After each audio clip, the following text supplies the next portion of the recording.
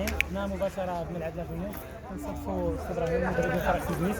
مدرب فريق تيزنيس غادي نسولوا على الالتزامات ديالو بالنسبه لكم. تفضل سي ابراهيم. بالنسبه للمباراه صراحه بالنسبه للمستوى عالي رغم الظروف اللي كيعرف بلادنا المغرب ديال الكوفيد.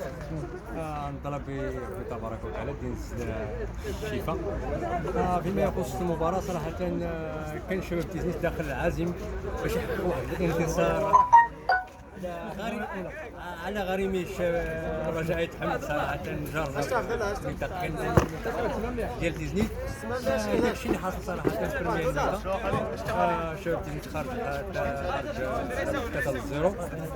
3-0. بالنسبه بين الاشواط عطيت شي تعليمات للاعبين وشي شونجموات صراحه درناهم كنتحمل المسؤوليه دينا الضريبه ديالو غادي. بالنسبه للاجواء اللي كنديرها في كوفيد كورونا الحاليه اللي كاينه، واش كتظن بان اثرت بزاف على الفريق ديالك؟ صراحه تاثر على جميع الفرق ماشي غير بالنسبه للفريق ديالنا كشباب تيزنيت والرجاء يتحمد.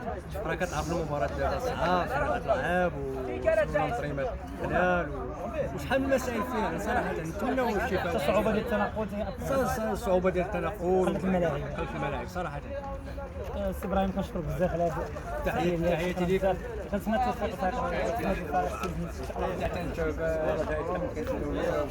فيه الدراري مزيانين والمنتخب المسيرين والمدربين في المستوى ونتمنوا مسيرهم فوق جميع اللاعبين وبالتوفيق ايت سي في الدوري افضل.